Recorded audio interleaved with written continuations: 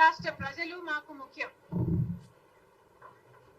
ఆంధ్ర రాష్ట్ర ప్రజల కోసమే ఈరోజు కాంగ్రెస్ పార్టీ ఇంత పెద్ద కమిట్మెంట్ చేత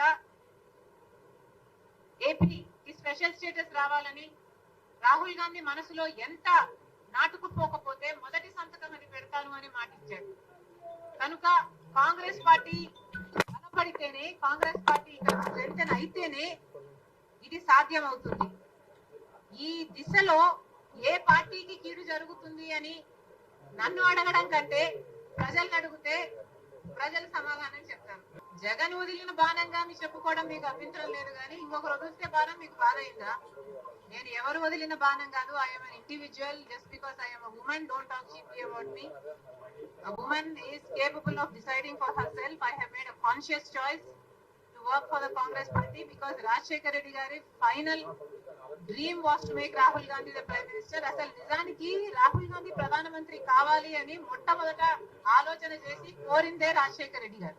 That's why I'm here. అక్కడ ఒక నియంతను దింపింది రాజశేఖర్ రెడ్డి బిడ్డ. తెలంగాణ రాష్ట్రంలో ఒక నియంతను గద్దె దింపింది రాజశేఖర్ రెడ్డి బిడ్డ. ఈ రోజు రాజశేఖర్ రెడ్డి బిడ్డ తెలంగాణలో పాదయాత్ర చేసింది కాబట్టి, ప్రతి నియోజకవర్గంలో తిరిగింది కాబట్టి, ప్రతి నియోజకవర్గంలో ప్రజా వ్యతిరేక తీరుని ఎండగట్టింది కాబట్టి, అక్కడ అంత యాంటీ ఇన్కంపెన్సీ క్రియేట్ అయింది కాబట్టి ఈ రోజు ప్రజలు కాంగ్రెస్ వైపు చూశారు.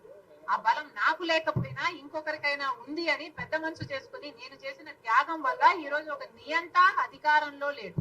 నిజానికి రీజనల్ పార్టీస్ కు చెందిన నాయకులు అధికారం లేకొస్తే నియంత్రణే అవుతారని చరిత్ర పదే పదే చెప్తుంది. అందుకనే నేను నా పార్టీ కోసం ఆలోచన చెయ్యకుండా, నా పార్టీకి చెడు జరుగుతుంది అని తెలిసి కూడా, సూసైడ్ అని తెలిసి కూడా, అంత పెద్ద త్యాగానికి అంత కష్టపడి కూడా నేను పోటీ చేయకుండా త్యాగం చేసిన దాన్ని నేను నా పార్టీ గురించి ఆలోచన చేస్తుంటే ఈ రోజు నేను ఇంకో పార్టీలో విలీనం చేసే దాన్ని కాదు. నాకు కావాల్సింది ప్రజల శ్రేయస్సు, నాకు కావాల్సింది తెలుగు ప్రజలు సంతోషంగా ఉండాలి, నాకు కావాల్సింది అక్కడ ప్రజలు బాగుండాలి, ఇక్కడ ప్రజలు బాగుండాలి. కాంగ్రెస్ పార్టీలో చేరాను కాబట్టి, కాంగ్రెస్ పార్టీ నా మీద ఆంధ్రప్రదేశ్ బాధ్యత పెట్టింది కాబట్టి ఆంధ్రప్రదేశ్ రావాల్సి వచ్చింది.